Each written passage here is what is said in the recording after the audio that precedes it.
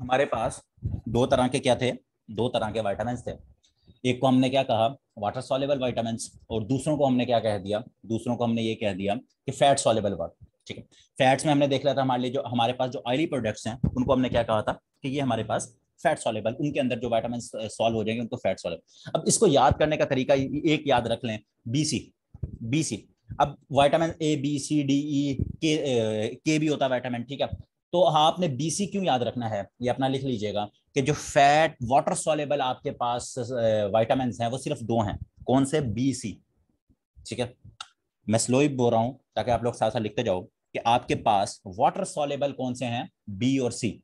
और ये सवाल पूछा जाता है कि which one of the following vitamin is fat soluble और वाटर सॉल्युबल। वो जो उसका दिल करता है वो पूछ ले आपसे। तो बी सी याद रखना है आपने, बी सी। बिफोर हमने क्राइस्ट पढ़ा था जो, तो वही बी सी याद रख लो कि बीसी वाले जो उनसे हैं, बीसी ये क्या है आपके पास, वाटर सॉल्युबल है। उसके अलावा जितने मार्केट के अंदर विटामिन मिलेंगे वो आपके पास फैट सॉल्युबल होंगे। तो आप इसको क्या कर लो, अपनी फहरिस्त बना लो कि बी सी में अब क्या आएगा। अब विटामिन, चले पहले फैट सॉल्युबल लिख लेते हैं। अब फैट सॉल्युबल में कौन कौन से आएंगे, मैं अगर आप लोग खुद भी, शायद मैं मेरे बोलने से पहले आप खुद लिख लो। ए, बी, विटामिन ई और विटामिन के जो इंपॉर्टेंट है, ठीक है, ए डी ई के। तो ये अब आपको याद कैसे रहेंगे कि बी सी जब आपने याद किया होगा कि बी और सी वाटर सॉल्युबल हैं, उसके अलावा जितने हैं वो आपके क्या है, फैट सॉल्युबल हो जाएंगे। अच्छा अच्छा, अब वाटर सॉल्युबल में बी और क्या है, सी। विटामिन सी तो आपको पता है, उसको भी देख भी लेंगे।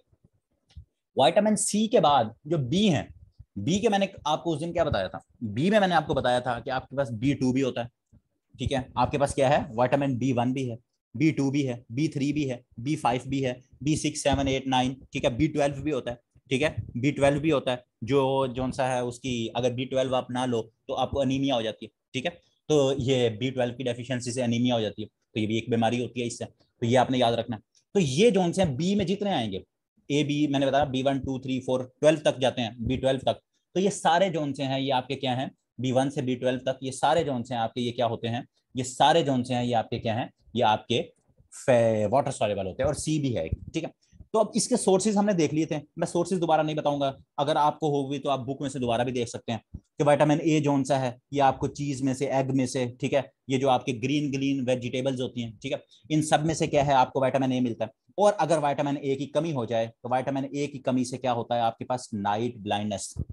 नाइट ब्लाइंडनेस, और इसको एग्जामिनर दूसरे कान से पकड़कर, नाइट ब्लाइंडनेस जो सा है वो क्या होती है, वो आपके पास होती है, इसे मेरे ख्याल में कहते हैं नाइटेलोपिया, इस तरह का भी इसको कहते हैं। मैं यहाँ इसके स्पेलिंग मेरे ख्याल में NYETALOPIA, नाइटेलोपिया। ठीक है, तो रात को इसकी बीमारी को नाइट ब्लाइंडनेस कह दें या नाइटेलोपिया जो सा है वो कहते हैं। अच्छा, अब इसमें ना एक चीज अभी आगे मैंने आपको आज आई स्ट्रक्चर भी पढ़ाना है, आज आपको क्या कहते हैं, क्या कहते हैं, दिमाग भी पढ़ाना है, दिल भी पढ़ाना है, और उसके बाद डाइजेस्टिव सिस्टम हमने देखना है। तो ये सारी चीजें हमने देखनी है। तो उसमें जब आई आएगी ना, आंख आएगी आपकी, तो आंख का जब हम स्ट्रक्चर पढ़ेंगे, कॉर्निया क्या होता है, रेटिना, ये सारी चीजें क्या और होती हैं। तो उसमें एक एमसीक्यू पूछा जाता है कि which one of the following vitamin is essential for I. आंखों के लिए कौन सा विटामिन जो सा वो आपका जरूरी होता है, तो याद रखिएगा विटामिन ए। क्यों? अब विटामिन ए की डेफिशिएंसी हो जाए तो नाइट ब्लाइंडनेस हो जाती है, तो विटामिन ए जो सा है ये आंखों के लिए भी बड़ा मुफीद होता है, तो इसकी डेफिशिएंसी हो जाए तो नाइट ब्लाइंडनेस हो जाती है। फिर उसके बाद हमारे पास विटामिन डी है, ये अभी हम फैट सॉल्युबल देख रहे हैं। ठीक है, फैट सॉल्युबल विटामिन डी हमने कल ये भी आपको मैंने देखा था कि ये जो आपका क्या कहते हैं, ये भी इसकी जो से सोर्सेज हैं, एग वगैरह, फिश वगैरह, इन्हीं में से जो सा है आपके, और वो एक वो जो होते हैं उनको क्या अल्लाह भला करे, मशरूम्स, मशरूम्स में भी ये आपका जो सा है विटामिन डी पाया जाता है।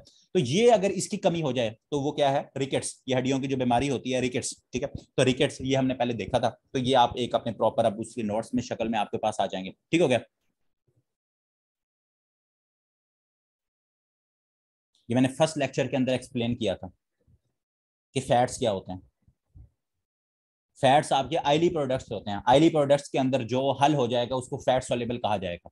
ठीक है, जो आपके ऑयल्स हैं ये सारे ये आपके क्या है, फैट्स होते हैं। ये मैंने पहले लेक्चर के अंदर आपको, ऑयली प्रोडक्ट्स आपके जितने हैं वो फैट्स होते हैं, उसके अंदर जो विटामिन हल हो जाएगा उसको क्या है, वो उसको फैट सॉल्युबल कहेंगे, और जो विटामिन आपका पानी के अंदर, सिंपल पानी के अंदर H2O के अंदर हल होगा उसको हम वाटर सॉल्युबल कहेंगे। अच्छा जी, उसके बाद डी की कमी हो गई, रिकट्स हो गए आपको। विटामिन ई होता है, ई। ठीक है, विटामिन ई जो सा होता है आपके पास, तो ई जो सा है ये भी फ्रूट्स और वेजिटेबल से मिलता है। और अगर विटामिन ई की कमी हो जाए तो क्या होता है, इनफर्टिलिटी हो जाती है। इनफर्टिलिटी क्या, जिसको हम आम अपने अल्फाज के अंदर क्या कहते हैं, बांझपन। ठीक है, बांझपन जो सी है उसका।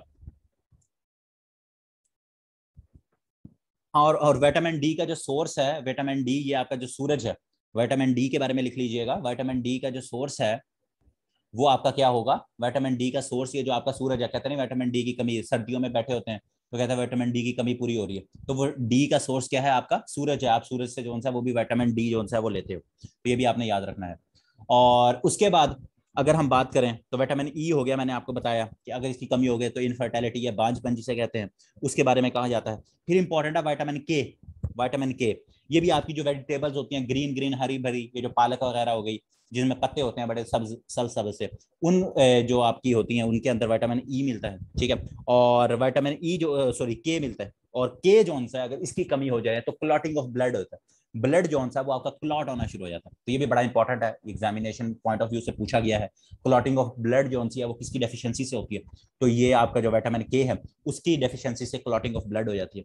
और बी, विटामिन बी जैसे है, अब विटामिन बी में बहुत ज्यादा आगे आते हैं। जो सिंपल बी की बात करें जिसको बी1 भी कहा जाता है, तो वो आपका जो सा है ये पोटैटोज जो आपके होते हैं, ठीक है, पोटैटोज उनके अंदर ये उनसे ज्यादा आपको मिलता है। और इसकी जो कमी हो जाए तो एक बीमारी होती है उसे कहते हैं बेरी बेरी। ठीक है, बेरी बेरी। तो विटामिन बी या बी1 सिंपल यही होता है, इससे बेरी बेरी आपकी डेफिशिएंसी अगर हो जाए तो वो हो जाता है। और उसके बाद जो सा बी2 भी है, डी2 को मेरे ख्याल में कहते हैं राइबोफ्लोरिन आई थिंक कहते हैं, अगर कोई साइंस का स्टूडेंट है तो मे भी उसे पता होगा। तो विटामिन बी2 होता है राइबोफ्लोरिन, तो वो भी उसकी भी जो सा है आपके पास ये जो डेयरी प्रोडक्ट्स वगैरह उनमें से ये आपको मिल जाता है।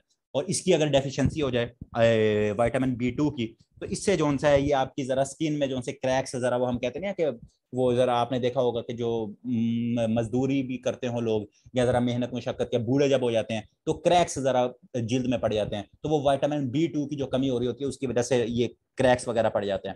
और उसके बाद आगे भी है आपके पास बी2 बी5, इन सबको छोड़ दो। ठीक है, इन सबको छोड़ दो, इतना इंपॉर्टेंट नहीं। अगर किसी को जरूरत होगी तो विटामिन बी की पूरी गूगल से सर्च कर लीजिएगा किसी अच्छी अथेंटिक वेबसाइट से जाके, तो बी1 बी2 को क्या कहते हैं, ठीक है, बी3 को क्या कहते हैं। इस तरह बी9 है जिसे फोलिक एसिड कहा जाता है, फोलिक एसिड बी9 को। ठीक है, तो अगर किसी को पढ़ने का शौक होगा इतनी डिटेल में जाने का तो वो आप लोग पढ़ सकते हो, इतना ये इंपॉर्टेंट नहीं है। बी12 इंपॉर्टेंट है, विटामिन बी12। ठीक है, तो बी12 जैसे मैंने बताया, बी12 जो सा इसके अंदर क्या होता है, इसकी अगर डेफिशिएंसी हो जाए तो अनीमिया, अनीमिया एक बीमारी होती है, इसकी डेफिशिएंसी से अनीमिया हो जाता है। तो ये आप लोगों ने क्या याद रखना है, इसको अनीमिया को याद रखना है।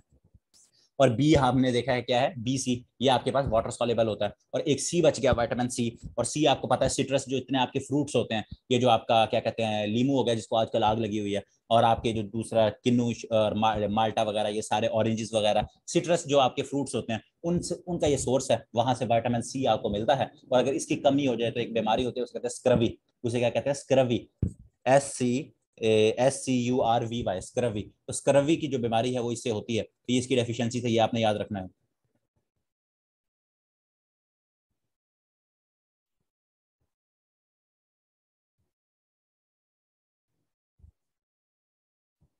अच्छा अच्छा, तो ये आपके विटामिन के बारे में थोड़ी सी चीजें थी। ठीक है, उम्मीद है ये सिंपल सी चीजें आपको जरा थोड़ा सा इसका फायदा हो गया होगा कि ये जो सी इंपॉर्टेंट है आप लोगों से पूछी जा सकते हैं। अब हम जरा यहाँ से आए दोबारा अपनी बायो की तरफ, क्योंकि आज हमने एनाटॉमी को जरा थोड़ा सा देखना है। ठीक है, तो आज हम इसको देख लेंगे हमारे पास एनाटॉमी को, कि हमारे पास इसमें ह्यूमन की जो एनाटॉमी है वो क्या है हमारे पास। हमने कल उसमें देखा था कि कितनी आपके पास वो होती हैं, जी जी, इसी को ही कहते हैं विटामिन सी को, या एस्कॉर्बिक एसिड कहते हैं। विटामिन सी को ही क्या एस्कॉर्बिक एसिड कहते हैं। अच्छा जी, सेल, ये सवाल एक दफा पूछा गया था कि बेसिक स्ट्रक्चर यूनिट जो सा है, बेसिक यूनिट ऑफ स्ट्रक्चर या लिविंग ऑर्गेनिज्म का बेसिक यूनिट क्या है, तो एक सेल होता है। ठीक है, अच्छा, अब सेल से हमारी पूरी बॉडी सब कुछ ये बना हुआ है। इसमें ये दो चीजें आपने याद रखनी है, इनको हाईलाइट भी कर देता हूँ। व्हाइट ब्लड सेल क्या करते हैं और red blood cell. Red blood cell का एक ही काम होता है जी, ट्रांसपोर्ट करता है ऑक्सीजन को अराउंड द बॉडी, ये आपने याद रखना है। और साथ इसका एक चीज लिख लीजिएगा जो बड़ा फेमस सा सवाल है, पीपीएससी को भी और एफपीएससी को बड़ा पसंद है, कि रेड ब्लड सेल का स्पैन, इनका जो लाइफ टाइम होता है कि कितने अरसे बाद ये डेड हो जाते हैं, खत्म हो जाते हैं, तो 120 दिन होता है। और ये जोन सा है बड़े सालों से यही सवाल पूछा जाता है। और ये आपने याद रखना है कि रेड ब्लड सेल का जो लाइफ स्पैन होता है वो कितना होता है आपके पास, वो 120 दिन होता है।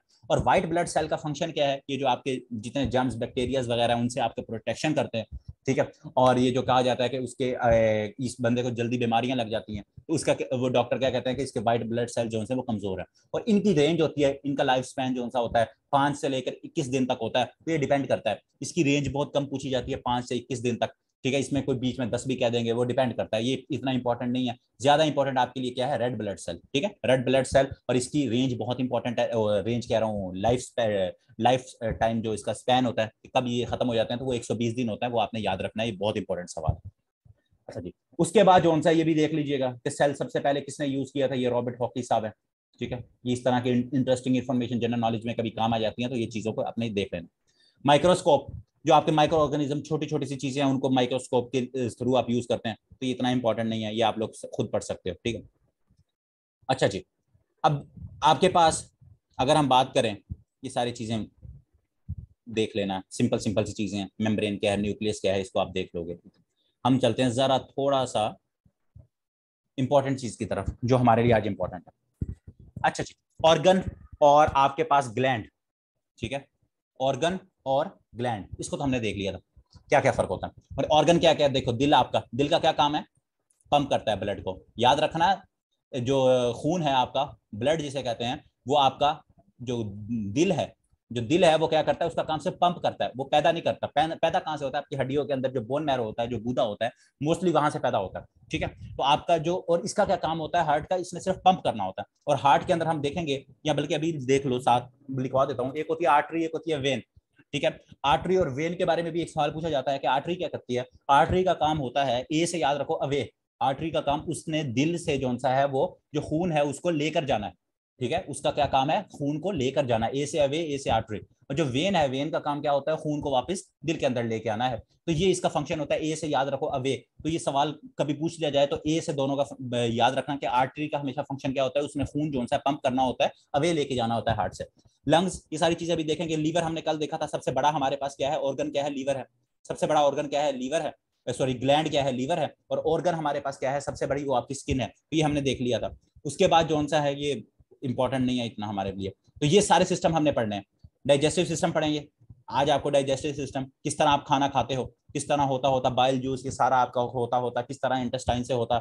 ये रेस्पिरेटरी सिस्टम को, नोज, ये क्या कहते हैं, लंग्स, लंग्स आपके क्या है, जो आप सांस लेते हो उसमें आपका लंग्स जरूरी है।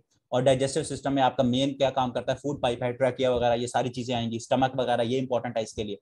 सर्कुलेटरी सिस्टम में आपका दिल ही आएगा, वो हम देखें, ब्लड वेसल्स, ये सारी चीजें, ठीक है। और नर्वस सिस्टम को हम पढ़ेंगे। नर्वस सिस्टम में आपके ब्रेन जो सा है, ब्रेन के कितने पार्ट्स हैं, ब्रेन में क्या हिसाब किताब है, हड्डियां वगैरह, ये सारा सिस्टम हम देख लेंगे, ठीक है। तो ये तस्वीर देख लेना, ये देखो, दिल भी क्या अजीब सा है, सारी उम्र धड़कता है लेकिन थकता नहीं है बेचारा। तो ये एक शायराना किस्म की बात की हुई थी उसने। अच्छा, अब हम आ जाते हैं अपनी मेन चीज की तरफ, वो है आपका सेंस ऑर्गन। अच्छा, पहले ऑर्गन की तरफ, ये जो सेंस ऑर्गन है, इसकी तरफ मैं आपको जोन सा, इसकी तरफ अगर हम जाएं, तो आंख, आंख से स्टार्ट करते हैं। आंख से पहले अगर मैं थोड़ा सा, हम जिस्म की बात कर लें अगर, तो जिस्म के अंदर हड्डियां तो हमने देख ली थी, हड्डियां हमने देख ली थी ना। तो हमारे पास क्या है, सेल है, सिंपलेस्ट आपके ह्यूमन बॉडी जो बनी हुई है। और सेल मिलकर क्या बनाते हैं, टिश्यू बनाते हैं, ठीक है। टिश्यू से मिलकर आगे ऑर्गन बनेगा, और ऑर्गन मिलकर आपकी एक बॉडी बना देंगे। ये सिंपल सी चीज है कि याद रख लेना, सेल, सेल मिलकर टिश्यू बनाएंगे, टिश्यू मिलकर ऑर्गन बनाएंगे, ऑर्गन मिलकर आगे आपकी बॉडी पूरी, ये जो इंसान नुमा पुतला सा आपको मिलता है, वो आपकी पूरी बॉडी, ये सेल से बेसिक यूनिट इसका सेल होता है, फिर टिश्यूज और ये सारी चीज। इसमें हमने क्या देखा, लार्जेस्ट ऑर्गन स्किन आपकी, ग्लैंड आपका सबसे बड़ा क्या है, लीवर, डिफरेंट सेल से वो बना, सेम सेल से बना होता है, और लिक्विड सिक्रीट करता है, लिक्विड उससे खारिज होता है, उसको हम ग्लैंड कह देते हैं। जिससे लिक्विड खारिज होता है, वो हमारे पास हिस्सा क्या होता है, ग्लैंड होता है। ये कौन कौन सा लिक्विड खारिज होता है, ये हम अभी आगे देखेंगे जाकर। अच्छा जी, हमारी जो बॉडी है, हमारी जो बॉडी है, उसके अंदर एक चीज याद रखिएगा, 60 से 70% पानी होता है।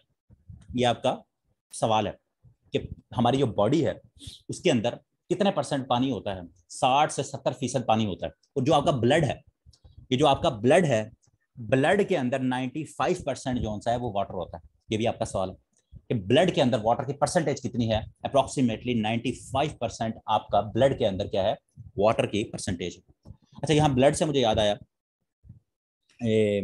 वो कौन से ग्रुप हैं, किसी को कंफर्म है, या मैं वो क्या कहते हैं जो आपके यूनिवर्सल डोनर होते हैं, आई थिंक यूनिवर्सल डोनर जो सा है वो तो ओ है, ठीक है, और यूनिवर्सल रेसिपिएंट जो सा है वो ए बी नेगेटिव है, ये जरा मुझे कंफर्म करके बताओ। हाँ, डोनर तो ओ है, ये तो कंफर्म है कि जो ओ है, ठीक है, ओ जो सा है वो आपका यूनिवर्सल डोनर है, ठीक है, और A B positive, A B positive नहीं है, ए बी पॉजिटिव नहीं है, ए बी नेगेटिव है मेरे ख्याल में कि पॉजिटिव है, इसको मैं कंफर्म कर देता हूँ, ये सिंपल ए बी है, देख सकते, ये मैं आपको कंफर्म करके बता देता हूँ कि यूनिवर्सल डोनर और रेसिपिएंट, क्योंकि ये अभी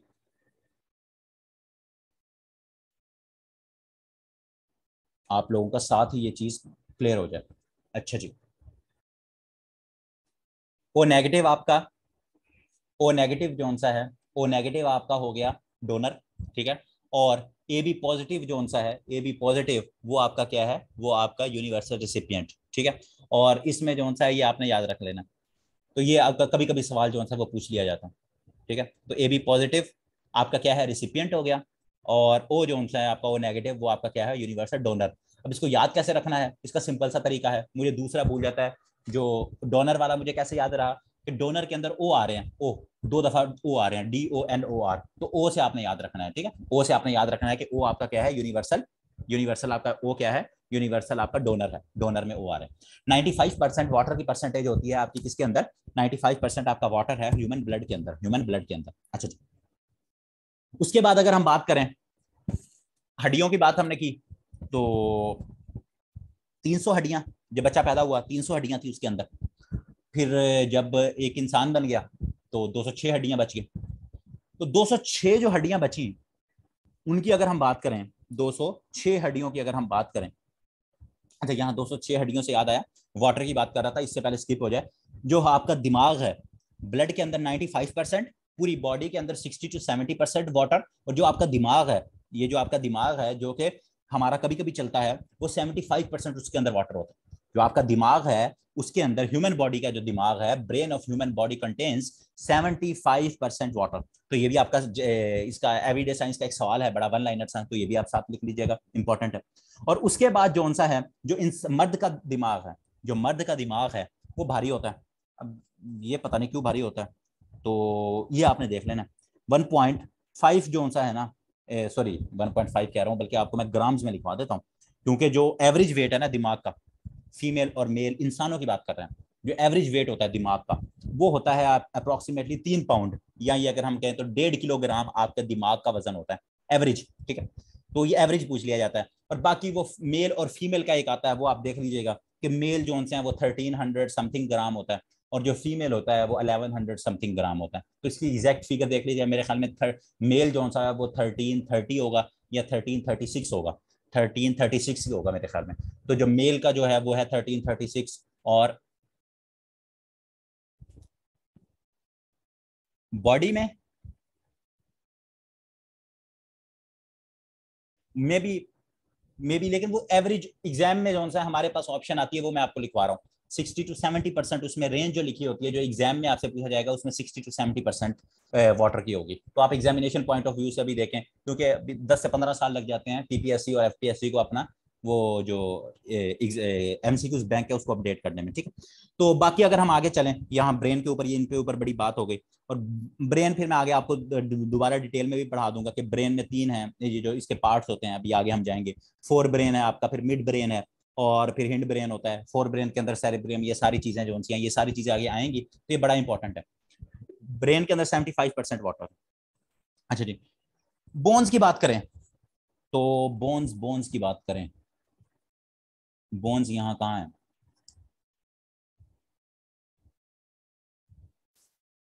इंसान कोई जीता जागता यहाँ है, चले मैं वैसे लिखवा देता हूँ आप लोगों को, बोन्स लिखवा देता हूँ, यहाँ जीता जागता इंसान नहीं भी मिलता तो खैर। अच्छा, जो आपका स्कल है, दिमाग ऊपर से खोपड़ी से शुरू करते हैं, जो हमारा खोपड़ा है, ठीक है, जो हमारा खोपड़ी है उसके अंदर 8 बोन होती हैं, उसमें क्या है, 8 बोन्स होती हैं, उसमें कितनी होती हैं, 8 बोन्स होती हैं, और ये जो मैं खोपड़ी की बोन्स बता रहा हूँ ये मैं आपको फेशियल, ये जो आपकी चेहरे के अंदर आपकी हड्डियां हैं उनको छोड़ के बता रहा हूँ, चेहरे की हड्डियां छोड़ के बता रहा हूँ, 8 आपके अंदर हड्डियां होती हैं, ठीक हो गया। और आपकी जो फेशियल बोन्स हैं, ये जो आपके चेहरे के अंदर हड्डियां होती हैं फेस के अंदर, वो मेरे अप्रोक्सीमेटली अगर मैं बताऊं तो वो आपके पास 14 बोन्स होती हैं। उसमें कितनी हैं? 14 बोन्स होती हैं। और दूसरी एक चीज याद रख लो, बाकी जो सा अगर मैं आपको बताऊं, ये बाकी भी बताऊंगा, यहाँ सिर्फ सिंपल एक चीज याद रख लो क्योंकि ज्यादा आप कंफ्यूज हो जाओगे इसमें। जो 2 एमसीक्यूज आपने याद रखने हैं, जो आपने पूरे अपना वो क्या कहते हैं बोन्स वाले, उसमें आपका सबसे इंपॉर्टेंट चीज है वो आपका क्या है कि स्मॉलेस्ट बोन कौन सी है, सॉफ्टेस्ट बोन कौन सी है, और आपकी लार्जेस्ट बोन कौन सी है, ये आपने याद रखना है। तो याद रखिएगा कि आपके पास जो सी है स्मॉलेस्ट बोन और सॉफ्टेस्ट बोन, जो आपकी स्मॉलेस्ट और सॉफ्टेस्ट बोन जो आपकी बॉडी के अंदर होती है वो आपकी क्या है, वो आपकी कान के अंदर होती है। आपकी कान के अंदर होती है, उसको क्या कहा जाता है, उसे स्टेप्स कहा जाता है, STAPES स्टेप्स, ठीक है, STAPES स्टेप्स। ये क्या है आपकी स्मॉलेस्ट बोन और सॉफ्टेस्ट बोन। इसका नाम कभी पूछ भी लिया जाता है कि स्मॉलेस्ट बोन का नाम बताएं, या सिर्फ इस तरह से सवाल फ्रेम किया जाता है कि स्मॉलेस्ट बोन आपकी जो बॉडी के अंदर है वो किस हिस्से में है, तो याद रखना कान के अंदर है। और कान के अंदर 3 आपकी क्या है, ये अभी ये आपकी क्या है, यहाँ कान अभी आएगा, ठीक है। ये अगर मैं यहाँ आई है ना, आई को हम देखते हैं, ये एयर, ये एयर आ गया आपका, ठीक है। तो इसका जो आउटर एयर है वो क्या है, उसको पिन्ना कहते हैं, ठीक है। उसकी एक लॉन्ग नैरो ट्यूब होती है, उसको एयर कैनाल कहते हैं। और उसके बाद एक मिडल एयर है जिसके अंदर आपका एयर ड्रम आता है। ये आपने याद रखना है, ये सारी चीजें ये पूछी जाती हैं। हैमर, एनविल, स्टिरअप, ठीक है। ये 3 इसके अंदर क्या है, 3 इसके अंदर जो बोन है, तो उसमें जो सा है ये आपने, और उसके बाद ये आपका क्या कहते हैं कॉकलिया, ये जो आ गया एड्री नर्व, ये पूरा स्ट्रक्चर आपको आना चाहिए। इसका इसका पूरा जो स्ट्रक्चर है वो आपको क्या है, वो आना चाहिए, ठीक है। और ये जो अपग्रेड 40 मिनट का टाइम, अच्छा चलो ये अभी टाइम रहता है। अच्छा, ये पूरा स्ट्रक्चर आपको आना चाहिए। और ये जो तीनों हड्डियां हैं, ये जो तीनों हड्डियां हैं, इन तीनों हड्डियों को क्या कहा जाता है, ये स्टेप्स कहा जाता है। ये जो आपकी क्या है, हैमर, एनविल और स्टिरअप, ये देखो एनविल, हैमर और यहाँ स्टिरअप, ये नीचे ये। और ये सबसे सॉफ्टेस्ट जोन सी आपकी, ये तीनों जोन सी हैं, ये आपकी बोन्स है। तो ये एयर के अंदर याद रखना है, जो कान है। और ये इसका स्ट्रक्चर थोड़ा सा आप इसको देख लोगे गौर से तो ज्यादातर लोगों को आता होगा, आउटर एयर, मिडल एयर। और मिडल एयर के अंदर ही आपका क्या आता है, ये एनविल है, आपका स्टिरअप है, एयर डम है, हैमर है, ये सारी चीजें यहाँ आ रही हैं। ये फंक्शन किस तरह से करता है, कैसे आवाज आती है, ये सारी चीजें, ये देखो साउंड वेव आई पिन्ना के अंदर, फिर एयर ड्रम है, फिर 3 बोन्स हैं वहां गई, ये तीनों बोन्स वही हैं जो आपके पास सॉफ्टेस्ट और स्मॉलेस्ट बोन्स हैं। फिर कॉकलिया में गई, आर्टरी नर्व है, उसने उसको क्या कहते हैं डिटेक्ट किया कि क्या आवाज थी। आर्टरी नर्व ने क्या किया, उस नर्व ने ब्रेन को सिग्नल दिया कि इस भाई साहब ने या बहन जी ने ये चीज सुनी है, तो ब्रेन को पता लग गया कि ये आवाज जो सी मैंने आनी। तो इस तरह से आपके पास जो कानों में आपकी आवाज जाती है उसका ये फंक्शन है। तो ये आपने इंपॉर्टेंट है, ये भी आप लोगों ने क्या रखना है, इसको याद रखना है। तो इसी तरह इसमें ये जो 3 हड्डियां आ गई, ये आपने इसके नाम आपको पता होने चाहिए एटलीस्ट, ये मैंने हाईलाइट भी कर दी, आप इनको 1-2 दफा पढ़ोगे तो ये आपको याद हो जाएंगे। ये पिना ये भी है, इसको भी मैं कर देता हूँ, ठीक है। उसके बाद आंख को कर ही लें इससे पहले कि फिर ये इसको स्किप हो जाए।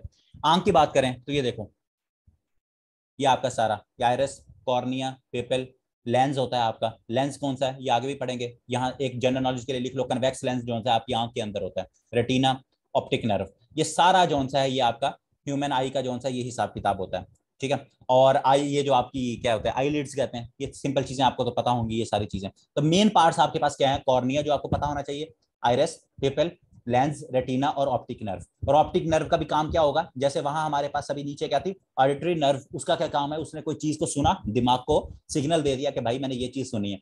और ऑप्टिक नर्व का काम क्या होगा, सबर सबर सबर, आ रहा हूं आ रहा हूं आ रहा हूं, सबर करो अभी। ऑप्टिक नर्व का भी काम क्या होगा, ऑप्टिक नर्व का भी काम होगा, कोई चीज देखी, उसको अच्छी लगी है, जो भी चीज आपने देखी वो क्या करेगी, वो दिमाग को सिग्नल दे देगी, ठीक है। तो इसकी अगर हम बात करें इन पार्ट्स की, तो इन पार्ट्स के अंदर अगर हम बात करें, एक तो मैंने आपको बता दिया, एक तो मैंने आपको क्या, इसके अंदर आंख है, इसके अंदर 7 हड्डियां होती हैं, बोन्स की बात कर रहे थे, ठीक है। इसमें क्या है, 8 हड्डियां होती हैं, सॉरी 7 हड्डियां, 7 बोन्स होती हैं ह्यूमन आई के अंदर। अच्छा टेंशन ना लो, लेक्चर आपको ये दे दूंगा, रिकॉर्डिंग इसकी प्रोवाइड कर दूंगा, तो अगर कोई स्पीड में कोई चीज स्किप भी हो जाएगी तो बजाय वो इसके के उसको स्किप कर दो, फिर बाद में रिकॉर्डिंग से इसको देख लेना, ठीक है। तो इसकी रिकॉर्डिंग दे दूंगा, टेंशन ना लो आप। अगर कोई चीज स्किप भी हो रही है तो वो जो सा है वो मैं आपको करवा दूं, वो आप बाद में कर लेना, ठीक है। अच्छा जी, अब इसकी अगर हम बात करें, कन्वेक्स लेंस जो सा, ये जो लेंस है, ये पूछ लिया जाता है कि आंख के अंदर कौन से लेंस की टाइप है, कनकेव या कन्वेक्स, ये भी आज आगे आएंगे, मैं पढ़ाऊंगा। तो ये लेंस की मैंने टाइप बताई है कि कन्वेक्स होता है, ये क्या होता है, कन्वेक्स होता है। अच्छा जी, अब ये आयरस क्या है, ये जो आयरस साहब है, ये आयरस याद रखना, ये जो आपकी आंखों का कलर है, लाल पीला नीला, ठीक है, काला सफेद, जो भी आपका रंग है, ठीक है, वो आपका आयरस जो सा ये रिस्पॉन्सिबल होता है आपके कलर के लिए। बिल्ली आंखें, सफेद आंखें, कोई भी आंखें हैं, ठीक है, प्यारी आंखें हैं, जिस तरह की भी आंखें हैं, वो क्या है, वो आयरस रिस्पॉन्सिबल होगा चेंज ऑफ कलर ऑफ आई के लिए। जो आपका आई आंखों का कलर है वो आयरस जोन सा है, ये इसका रिस्पॉन्सिबिलिटी होती है, ठीक है। और यहां आया आपका कॉर्निया, ये भाई साहब ये कॉर्निया, ये कॉर्निया क्या है, ये कॉर्निया आपका डोनेटेबल पार्ट है। जो अभी आलिया ने पूछा कि सर डोनेट, जो हम कहते हैं कि किसी ने अपनी आंखें डोनेट कर दी, तो ये जो कॉर्निया होता है ये डोनेट किया जाता है, याद रखिएगा कि आपका जो कॉर्निया है, कॉर्निया क्या है, ये डोनेटेबल पार्ट है। इसके बारे में भी सवाल पूछा जाता है और यही सवाल पूछा जाता है एग्जैक्ट सेम स्टेटमेंट के साथ कि डोनेटेबल पार्ट ऑफ आई कौन सा है, तो कॉर्निया होता है आपका। अच्छा, उसके बाद अगर हम बात करें, उसके बाद तो ये जो रेटिना है ये सारा आपका इंटरनल, ये आपका क्या है, ये एक्सटर्नल, ये बाहर का आउटर है सारा। तो यहाँ रेटिना है, ऑप्टिक नर्व है, ये आपका इंटरनल है। रेटिना का याद रखिएगा, रेटिना क्या है, ये आपका ये इंटरनल पार्ट है। और ये क्या करता है कि कोई भी ऑब्जेक्ट जब होता है, इसका फंक्शन क्या है, ये फॉर्म करता है इमेज ऑफ एन ऑब्जेक्ट। आपने कोई चीज देखी, ठीक है, अब वो चीज का जो इमेज आपके सामने बना, वो आपका क्या फंक्शन करता है, रेटिना का ये काम होता है कि ये फॉर्म्स एंड इमेज, ये आपका एक इमेज बना के देता है आपको। तो ये रेटिना का ये फंक्शन होता है, ठीक है, रेटिना ने ये काम करना है। फिर ऑप्टिक नर्व, वही मैंने आपको बताया कि ये क्या करेगी, ये आपके पास वही जो चीज देखी, ये आपके पास उसको, क्योंकि मेन तो ब्लड ही सर्कुलेट हो रहा होता है ना, ब्लड के थ्रू ही सिग्नल सब कुछ जा रहे होते हैं, तो ये ब्लड सप्लाई का भी काम कर रही होती है, ये नर्व्स जितनी है। और साथ इसने क्या है, ब्रेन को सिग्नल भेजना है कि भाई मैंने ये चीज देख ली है। तो ये आपका ऑप्टिक नर्व का काम है। अब हमारे पास क्या है, रेटिना आ गया, ठीक है। और ये हमने देख लिया कि ये क्या कहते हैं, वीएन वगैरह, जो आपकी ऑब्जेक्ट आपने जो देखा उसका काम करता है। और ये जो आपकी क्या कहते हैं लेंस है, ये आपका क्या है, लेंस। तो लेंस से जो सा है लाइट भी इसके ऊपर ही जाती है, ये आपकी लेंस से जो सा है लाइट भी रिसीव करती है, इतना इंपॉर्टेंट नहीं है। उसके बाद अगर हम बात करें, तो रेटिना के अंदर क्या होता है, रेटिना के अंदर एक चीज होती है, उसका क्या नाम होता है, उसका नाम मैं आपको बता देता हूं, उसका नाम होता है मैक्यूला, MACULA। यहाँ में भी कहीं नीचे लिखा होगा, नहीं लिखा हुआ तो मैं, रेटिना, ये इसमें थोड़ी थोड़ी चीजें लिखी हुई हैं, जैसे लाइट, और हाँ, और रेटिना का याद रखना लाइट सेंसिटिव है, लाइट सेंसिटिव पोर्शन, जैसे डोनेटेबल पार्ट का पूछा है ना, इस तरह आंख का लाइट सेंसिटिव पोर्शन कौन सा है, वो आपका रेटिना है। ये भी सवाल है, इसको मैंने हाईलाइट कर दिया, ठीक है। ये लाइट सेंसिटिव क्या है, ये आपका लाइट जोन सी है, ये लाइट सेंसिटिव पोर्शन है, ये भी सवाल पूछा जाता है। अब रेटिना के अंदर यहाँ क्योंकि ज्यादा डिटेल में नहीं दिया हुआ, तो ये इसके अंदर एक चीज होती है, उसे कहते हैं सेंटर ऑफ रेटिना, उसका नाम क्या है, macula, MACULA। Centre of retina को क्या कहा जाता है, उसका नाम होता है मैक्यूला। अब मैक्यूला मैं क्यों पढ़ा रहा हूं, मैक्यूला के अंदर जोन से हैं दो चीजें होती हैं जो कि आइडेंटिफाई करते हैं कलर्स को। अब पूछा जाता है कि वो दो चीजें क्या हैं जिनके थ्रू आप कलर आइडेंटिफाई करते हो। अब कैसे, मेरी आंख को कैसे पता है कि मैंने सब्ज रंग देखा है, मैंने लाल रंग देखा है, मैंने काला हरा कोई भी रंग देखा है। तो वो रेटिना के अंदर दो चीजें होती हैं, उनको कहते हैं रॉड्स एंड कोन्स, RODS और CONES, रॉड्स एंड कॉन्स। ये जो रॉड्स एंड कॉन्स होते हैं ये आइडेंटिफाई करते हैं कलर्स। और ये आपका एक MCQs है कि सवाल क्या पूछा जाता है कि आपका, एक तो याद रखिएगा rods and cones, RODS, rods and cones, ये क्या है, these are internal parts of macula. और मैक्यूला क्या है, मैक्यूला रेटिना का हिस्सा है। तो इस तरह से आपने याद रखना है, रेटिना, रेटिना के अंदर मैक्यूला, और मैक्यूला के अंदर क्या है, रॉड्स एंड कॉन्स। और रॉड्स एंड कॉन्स का फंक्शन क्या है, ये आपके आइडेंटिफाई करते हैं कलर्स। और ये मैं बता चुका हूं कि ये आपका भी रिपीटेड सवाल है, रिसेंटली पूछा गया था कि मैक्यूला के अंदर, एक तो कि मैक्यूला के जो रोड्स एंड कॉन्स किसके अंदर होते हैं, तो ये इंटरनल पार्ट है मैक्यूला के, और इनका फंक्शन क्या है, ये आइडेंटिफाई करते हैं कलर्स, ठीक हो गया। उसके बाद आपके पास जोन सा है, और मैक्यूला और सॉरी रोड्स और कॉन्स का भी आगे सुन लें, ये भी सवाल है। ये जो आपका रोड्स होता है, RODS, रॉड से याद रख लें, ये आपका ब्लैक और व्हाइट जो कलर है ना, ब्लैक और व्हाइट मोस्टली कलर्स जोन से हैं, या इन्हें कहता है लो लेवल कलर्स, ब्लैक और व्हाइट लो लेवल कलर इनको कहा जाता है जो साइंस की टर्मिनोलॉजी में। तो रोड्स आपके जोन से हैं वो लो लेवल कलर को पिक करेंगे, ब्लैक और व्हाइट को। और जो कोन्स हैं, CONES, कोन्स, ये आपके हाई लेवल कलर्स को पिक करेंगे, जैसे रेड हो गया, ऑरेंज हो गया, ब्लू हो गया, ठीक है। इस तरह के जो जरा शौक से कलर हो गए, हाई लेवल कलर, उनको आपके कोन्स पिक करेंगे। तो ये भी सवाल है, ये भी आपने याद रखना है, रोड्स और कोन्स का फंक्शन जोन सा, ये आपने याद रखना है। उसके बाद अगर हम बात करें तो हमारे पास इसमें अगर हम बात करें तो आई के रिलेटेड दो और चीजें हैं, बाकी आप इसको पढ़ लीजिएगा, ये ऑप्टिकल नर्व, ये सारे जो हैं इनका फंक्शन, ठीक है। ये जो आपका होल होता है आइरस के अंदर, मिडल के अंदर, ये भी सवाल, उसको क्या कहा जाता है, उसे पीपल कहा जाता है, ठीक है। और उसके बाद ये कलर्स मैंने आपको बता दिया, कलर्ड पोर्शन, कलर की रिस्पॉन्सिबिलिटी आइरस की होती है, ये सारी चीजें आप लोग इसको देख लेना, ठीक है। और ये आपका कॉर्निया आ गया, डोनेटेबल पार्ट आ गया, ठीक है। ये सारी चीजों को आप लोगों ने ये देखा, ट्रांसपेरेंट पार्ट भी यही होता है। इसके में ये भी याद रखना, ट्रांसपेरेंट पार्ट कौन सा होता है, उसको भी कॉर्निया कहा जाता है। ये सारी चीजें आप देख लेना, उम्मीद है कुछ ना कुछ समझ आ गई होगी आंखों के बारे में।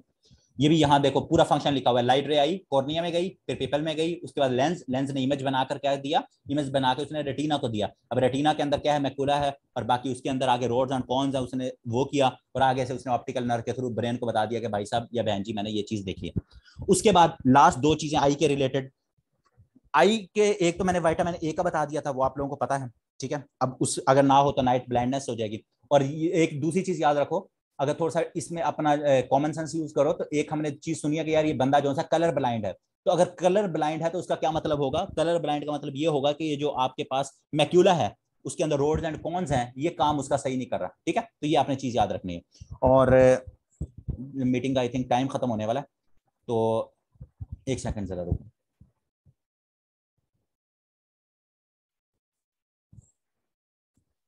अच्छा जी, आंखों की बात कर रहे थे, तो उसमें दो चीजें एक आपने याद रखनी है। एक बीमारी, इनके हवाले से दो सवाल पूछे जाते हैं, एक है माइओपिया और एक है आपके पास हाइपरोपिया, ठीक है। माइओपिया या हाइपरोपिक, इस तरह की ये बात है। अब माइओपिया जो सा है ना, माइओपिया, तो माइओपिया जो सा है, ये वर्ड ये डिफरेंट टर्म्स में भी यूज होता है। अच्छा, माइओपिक क्या है, माइओपिक के आगे लिख ले तंग नजरी। हम इंग्लिश के अंदर वर्ड यूज करते हैं कि यार इसकी ना माइओपिक सोच है।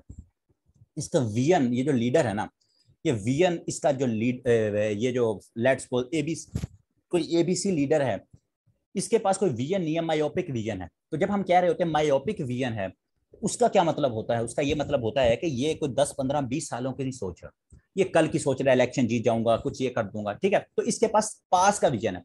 तो मायोपिक बंदा क्या होता है, मायोपिक बंदे के बाद इसको अब कहा क्या जाता है, इसे कहा जाता है नियर साइटेडनेस। आप सब लोग लिख भी रहे हो, नियर साइटेडनेस सबने बताया भी है। इसका मतलब क्या होता है, याद रखना कि वो बंदा सिर्फ पास की सोच सकता है, दूर की नहीं सोच सकता। कि जिसको मायोपिया होगा या मायोपिया की डिजीज होगी, तो उसका क्या मतलब होगा कि नियर साइटेडनेस से आपने याद रखना है कि तंग नजरी का क्या मतलब है कि दूर नहीं देख सकता, पास की चीजें देखेगा, पास की उसे हर चीज नजर आएगी, करीब नजरी, ठीक है, सिर्फ करीब की चीजें देख सकता है, दूर की चीजें नहीं देख सकता। तो ये मायोपिया होता है। और मायोपिया जो सा है, इसको खत्म करने के लिए अगर आप किसी को आंख की मायोपिया की बीमारी हो, एक तो मैंने ये जनरल एग्जांपल दी ना, तो जो मायोपिया को खत्म करने के लिए सवाल जो ये पूछा जाता है, तो मायोपिया क्या है, short sightedness, near sightedness, short sightedness, ठीक है, इसको मायोपिया कहा जाता है। तो इसको खत्म करना है तो क्या यूज करोगे, कनकेव लेंस यूज करोगे।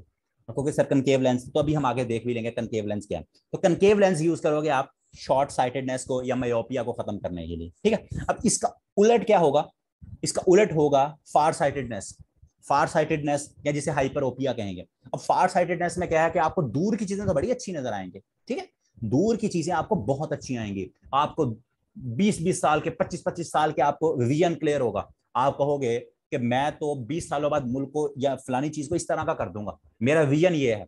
लेकिन जो कल होना है आपको उसका नहीं पता कि कल जो सा है मुल्क में ये तबाही होनी है, तो मैंने उसका क्या करना है, ठीक है। या आपको पास की चीजें नजर नहीं आ रही और आपको वो दूर 1500 किलोमीटर दूर जो चीज पड़ी है वो आपको नजर आ रही है, तो ये क्या है, ये फार साइटेडनेस कहते हैं इसको, ठीक है। फार साइटेडनेस या हाइपरोपिक, ये आपकी बीमारी होती है। ये भी आंखों के रिलेटेड, ये दो बीमारियां, मायोपिया या हाइपरोपिया, फिर और भी हैं वो हमारे लिए इंपॉर्टेंट नहीं है, लेकिन ज्यादातर सवाल इसके रिलेटेड पूछा जाता है। अब मायोपिया को किस तरह ठीक करोगे, कनकेव लेंस बता दिया हमने, ठीक है, कनकेव लेंस, नहीं नहीं कनकेव, मायोपिया के लिए कनकेव, और फार फार साइटेडनेस के आप कन्वेक्स यूज करोगे। फार जो जो है आपका, जो दूर का आपको जब नजर नहीं आ रहा होता, उसके लिए आप क्या यूज करोगे, कन्वेक्स लेंस जो है वो यूज करोगे। तो इसको आपने याद रख लेना। तो ये आपके पास क्या थी, आंखें, ये आपकी क्या थी, आंखें। अच्छा जी, कान भी हो गए, ये आप पढ़ ले जाओ, मैंने थोड़ा सा आपको बता दिया, इसके अंदर तीन जो आपकी वो होती हैं। अच्छा जी, स्किन आ गई, inner layer outer layer important नहीं है, देख लेना इसको। सबसे बड़ा आपका ऑर्गन क्या है, ये आपका स्किन है, ठीक है, ये इसको पढ़ लेना। अच्छा जी, नोज आ गया आपका, सेंस के हैं। और इसमें जो सा है ये इसको भी देख लेना कि ये आपके पास क्या है, नॉस्ट्रल्स होते हैं, ओल्फैक्टरी नर्व है, और ये आपके ब्रेन को ये भेजेंगे, तो ये हमारे लिए इतना इंपॉर्टेंट नहीं है, ठीक है। और ये बस पढ़ लेना थोड़ा सा कि सबसे स्ट्रॉन्ग स्मेल कुत्तों की होती है, ठीक है। और ये आवर नोज जो सा, ये 10,000 डिफरेंट सेंट और स्मेल, ये डू यू नो वाली जो इंपॉर्टेंट चीजें होती हैं, ये वन पेपर में कभी इनमें से भी आपसे पूछी जा सकती हैं, तो ये आपने इंपॉर्टेंट है, इनको आप लोगों ने क्या रखना है, थोड़ा सा इसको आपने जहन में अपने बिठा लेना है, शायद कभी गलती से वो आपसे पूछ ली। अच्छा जी, उसके बाद ये खुद ही पढ़ लेना, वैसे इतना मुश्किल नहीं है। टेस्ट बर्ड्स जो से हैं, टेस्ट बर्ड्स आपके होते हैं 3 तरह के, ये देखो क्या है, बिटर, यहां से आपका पता लगेगा, सॉरी साइड से पता लगेगा, साल्टी जो सा है, अभी इनके 3 है। देखो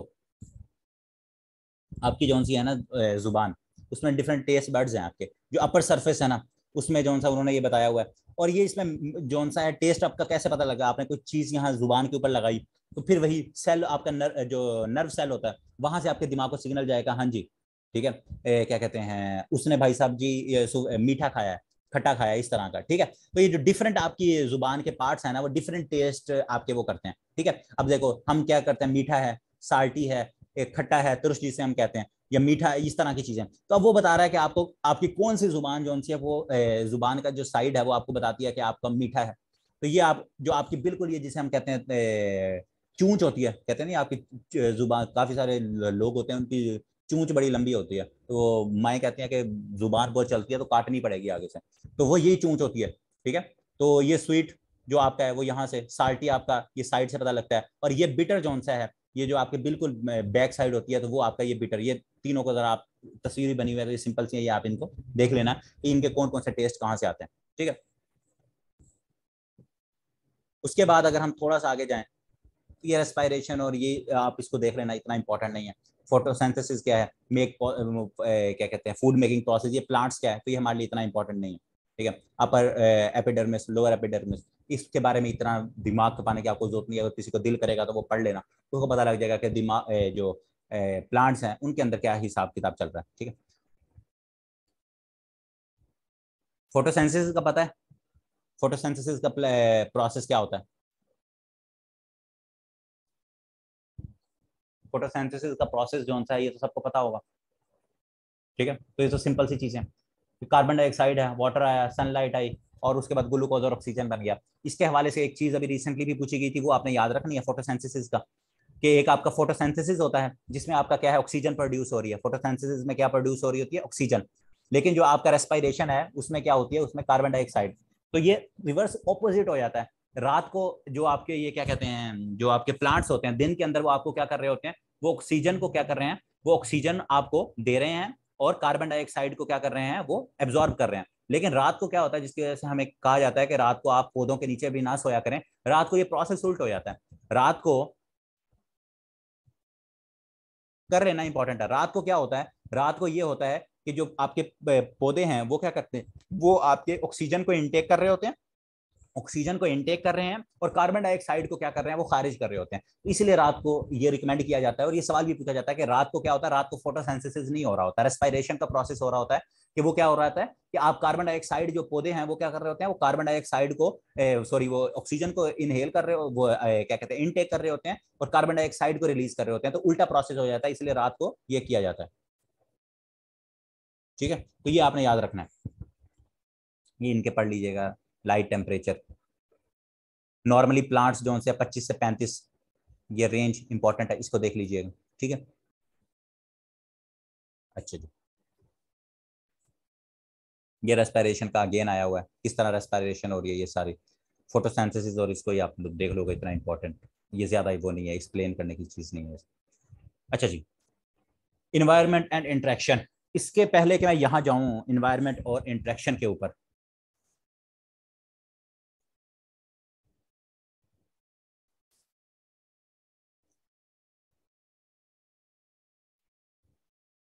अच्छा जी, मैं जरा यहाँ दोबारा आ रहा हूँ, यहाँ आ गया आपका डाइजेस्टिव सिस्टम। यह 7th क्लास की बुक हमने खोली है, ये सारी बुक्स आज आपको भेज दूंगा। डाइजेस्टिव सिस्टम बड़ा इंपॉर्टेंट है, डाइजेस्टिव सिस्टम। अच्छा, डाइजेस्टिव सिस्टम से पहले आपकी एक तो मैंने जैसे आपको बोन्स का कुछ बता दिया था, उनके नाम आपको एयर्स वगैरह के पता चल गए। बाकी आपको अगर नहीं पता लगेंगे तो वो मैं आपको वैसे अभी थोड़ा सा एक बता देता हूँ कि आपके जो हाथ हैं, ठीक है, हाथ हैं, आपके जो बाजू हैं, हाथ और क्या कहते हैं बाजू, इनको मिला के ना, इनके अंदर 32 वो होती हैं हड्डियां, 32।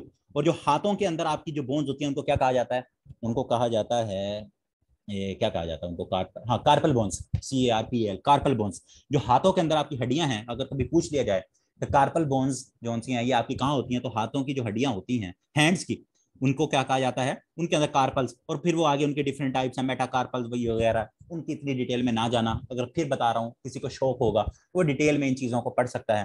तो लेकिन स्पेसिफिक रहो और अपने लिहाज से तैयारी करो तो बेहतर रहेगा। PPSC की जो तैयारी कर रहा है तो उसको इतना डीप जाने की जरूरत नहीं है, 3-4 नंबर के आते हैं तो उसमें यही बेहतर है आप लोगों के लिए।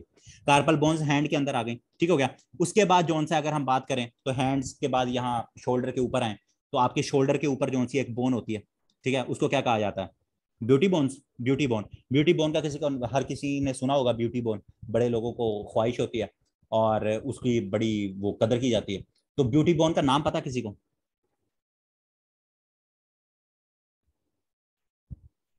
किसी को पता हो, सबने साइंस पढ़ी हुई है,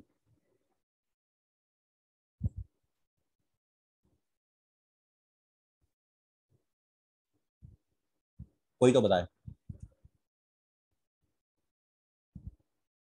नहीं पता किसी को,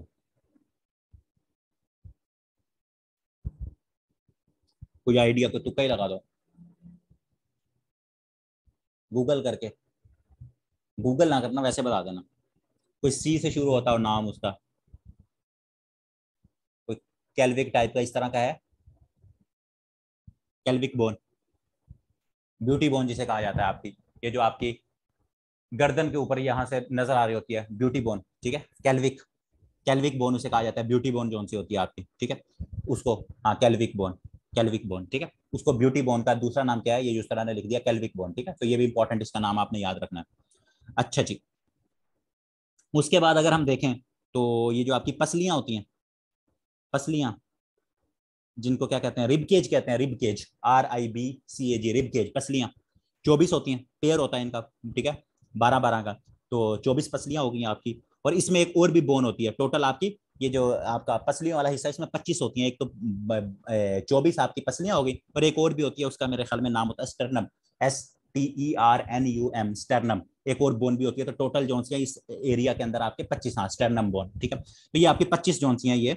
और ये स्टर्नम बोन क्यों लिखवा रहा हूँ, इसलिए लिखवा रहा हूँ कि एक सवाल पूछा जाता है, widest bone of human body, सबसे चौड़ी, वाइडेस्ट का क्या मतलब, चौड़ी बोन, ठीक है, हड्डी, चौड़ी हड्डी कौन सी है, स्टर्नम होती है, STRNUM, ठीक है, ये इस तरह ने स्पेलिंग भी लिख दी है स्टर्नम। तो स्टर्नम बोन जो सी है ये क्या है, ये आपकी वाइडेस्ट बोन होती है, ये सवाल पूछा जाता है। सॉफ्टेस्ट, शॉर्टेस्ट वो बता दिया मैंने आपको, स्टेपल्स जो आपकी 3 हड्डियां कान के अंदर हैं वो आपकी शॉर्टेस्ट है, सॉफ्टेस्ट है, वाइडेस्ट हमने देख ली अभी, जैसे ओन आपको जो लॉन्गेस्ट है ये स्ट्रॉन्गेस्ट है वो भी आपको बता दूंगा, ठीक हो गया। उसके बाद आपकी जो रीढ़ की हड्डी है, ठीक है, रीढ़ की हड्डी, अब हमें होता है रीढ़ की हड्डी एक है, लेकिन इसके बारे में ये कहा जाता है कि ये जो आपकी रीढ़ की हड्डी है इसको क्या कहा जाता है, ये वर्टिब्रेट्स होते हैं ना आपके, हमने उस दिन देखा था कि वर्टिब्रेट्स, तो वर्टिब्रेट्स इनको कहा जाता है। तो ये 33 के करीब आपके वर्टिब्रेट्स की हड्डियां होती हैं, वर्टिब्रेट्स होती हैं, ये जो आपकी ये रीढ़ की हड्डियां है ना, ये एक तो बड़ी सी होती है ना, इसमें छोटे छोटे अगर उसको करें तो 33 हड्डियां ये बनती हैं।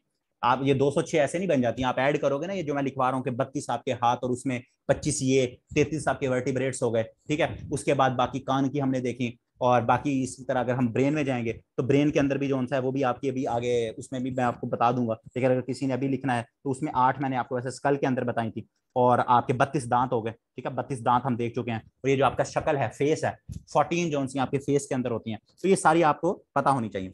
अब यहाँ क्या है, एक सवाल लिख लो, स्पाइनल कॉर्ड होती है जो आपकी रीढ़, वो क्या कहते हैं उसको, स्पाइनल कॉर्ड यही होती है आपकी रीढ़ की जो हड्डी, तो जो स्पाइनल कॉर्ड होती है उसकी एवरेज लेंथ पूछ ली जाती है, तो अप्रोक्सीमेटली 18 इंच की होती है, 18 इंच, ठीक है, कितनी होती है, 18 स्पाइनल कॉर्ड जो सी है आपकी उसकी 18 इंच के करीब होती है, तो ये आपने याद रखना है। उसके बाद आपकी ये जो हिप बोन होती है, हिप बोन जिसे कहते हैं पेल्विस, ठीक है, हिप बोन इसको क्या कहते हैं, पेल्विस कहा जाता है। और उसके बाद ये जो सा है, ये जो आपकी पेल्विस हो गई, इसको हिप बोन को ये कहा जाता है। फिर आपके पास जो लोअर पार्ट में अगर हम आए, लोअर बॉडी में, तो आपकी क्या कहते हैं, लेग्स, जो आपकी ये पाँव और ये सारी, तो इसके अंदर अगर हम देखें तो 31 होती हैं लेग्स के अंदर, ये जो सी आपकी 31, ठीक है, 31। और इसके अंदर ये आपकी जो सबसे इंपॉर्टेंट है थाई, जो थाई आपका होता है, थाई का हिस्सा, इसके अंदर आपकी सबसे लॉन्गेस्ट, लार्जेस्ट, ठीक है, लार्जेस्ट और स्ट्रॉन्गेस्ट आपकी हड्डी होती है जिसे कहते हैं फीमर, FEMUR, फीमर। थाई की जो हड्डी होती है ये आपकी सबसे स्ट्रॉन्गेस्ट हड्डी होती है और सबसे लार्जेस्ट हड्डी होती है फीमर, ठीक है, FEMUR, फीमर।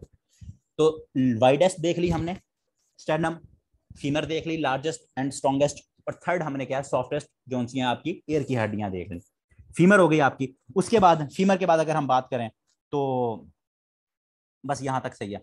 बाकी एक चीज याद रख लो, फीमर के बाद जो आपका ये जो होता है नी कैप, नी कैप ये क्या होता है, जो इसको क्या कहते हैं आप उर्दू में, जो आपकी नी को क्या कहते हैं, घुटना, हाँ घुटना उर्दू में, और पंजाबी में क्या कहते हैं, गोडा, गोडा जो होता है आपका गोडा, ठीक है, ये जो आपका गोडा है, हाँ गोडा, तो गोडा के ऊपर ये जो क्या होती है, एक कैप सी होती है, ठीक है, नी कैप जिसे हम कहते हैं, ठीक है, तो इसका जौन सा इसको क्या कहते हैं, इसका नाम आपको किसी को पता हो, इसका क्या नाम, इसको कहते हैं पटेला, पटेला इस तरह का कोई नाम है, PATELA, ठीक है, पटेला बोन, हाँ ठीक है। तो ये आपने याद रखना है, इसका नाम दूसरा क्या है, इसको नी कैप भी कहा जाता है या पटेला बॉन होती है ये, ठीक है। तो ये आपकी नी कैप हो गई। उसके बाद जौन सा है अगर हम देखें तो आपकी लोअर लेग्स की अगर हम बात करें तो वहां पे डिफरेंट बोन है, उनको हमें करने की जरूरत नहीं है। और उसमें क्या कहते हैं आपके यहाँ बस एक चीज लिख लो, टार्सल बोन होती है, जो टार्सल, टार्सल TARSAL, ये जो आपके पाँव है फुट, उसकी जो बोन्स है उनको टार्सल कहा जाता है, TARSAL, बस वो याद कर लो अगर करनी है। तो उसके अलावा बाकी आपकी होती हैं टिबिया बोन है, फिबुला हैं, ये और हैं, ये लोअर पार्ट बॉडी के अंदर होती हैं, जो लोअर आपकी लेग्स हैं, तो ये इतनी करने की जरूरत नहीं है। अगर किसी को फिर शौक होगा, अगेन बता रहा हूँ, तो वो कर सकता है, लेकिन टार्सल कर लेना कि अगर पूछ ले कि टार्सल जोन सी हैं, क्योंकि कार्पल बोन्स कहाँ है, हाथों के अंदर, तो ये पूछ लिया जाता है कि जो हाथों की हड्डियां हैं उनको कार्पल बोन्स कहा जाता है, इनके अंदर फिर मेटाकार्पल्स भी आ जाते हैं, ठीक है। लेकिन दूसरा जौन सा है आपका जो पाँव है उनमें क्या है, टार्सल, कार्पल टार्सल, इस तरह याद रखना, कार्पल और टार्सल। टार्सल क्या है, फुट के अंदर TARSAL टार्सल, और कार्पल बोन्स या मेटाकार्पल जोन सी हैं ये आपकी कहाँ है, ये आपके हाथों के अंदर आती है, ठीक है। तो ये आपने जो सा थोड़ा सा इनको क्या करना है, याद रख लेना है। और इसी के अंदर मेरे ख्याल में आर्म्स के अंदर होते हैं, मेरे ख्याल में इसके बायो वाला ये यूसरा, ये कहाँ होती हैं, क्या कहते हैं, फ्लैंजेस, ये आपके हाथों के अंदर होते हैं, ये आर्म्स के अंदर फ्लैंजेस होते हैं, फ्लैंजेस जो होते हैं, इसके बारे में अगर कोई मुझे बताए। फ्लैंजेस मेरे ख्याल में हैंड्स के अंदर, ये भी हैंड्स के अंदर होते हैं फ्लैंजेस।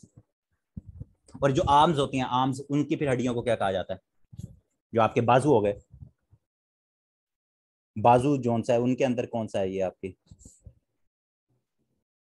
जो बाजू की हड्डियां हो गई, ये जो कोहनी जिसे होती है उससे नीचे, अगर फ्लेंजिस जौन सी हैं ये आपके आर्म्स उसमें हो गए, हैंड में, तो उसको उनमें क्या, उनको क्या कहा जाएगा, अच्छा रेडियस उड़ना, ठीक ठीक ठीक ठीक, अच्छा अच्छा अच्छा, वो आर्म्स हैं, ठीक हो गया, ठीक हो गया, रेडियस हो गया उड़ना। वो एक और भी होगी मेरे ख्याल में, ह्यूमरेक्स, इस तरह की कोई होगी, ठीक है, चलो ठीक है, ये किसी ने करनी होगी तो कर लेना, वरना इतनी इंपॉर्टेंट नहीं है बाकियों के लिए,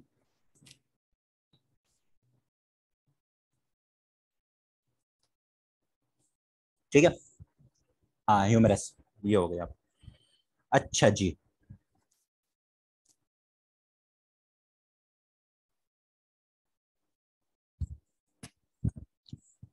हड्डियां क्लियर हो गई।